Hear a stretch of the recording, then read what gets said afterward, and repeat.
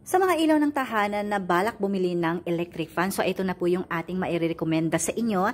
Ito yung ating Asahi. So ay pakita ko lang po sa inyo yung kanyang operating system. So ayan, DC motor, 5 left fan blade, 12 speed settings, 9-hour timer. Kainaman lang nito, mga ilaw ng tahanan, is meron po tayong remote control. And makikita po natin na 35 wattage lang siya, 16 inches or 405 millimeter.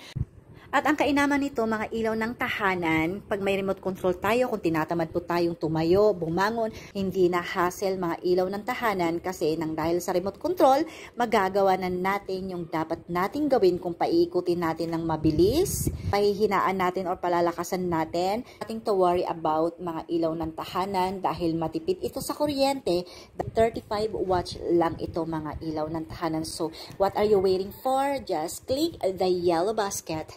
So that's all for today's video, and thank you for watching. Bye!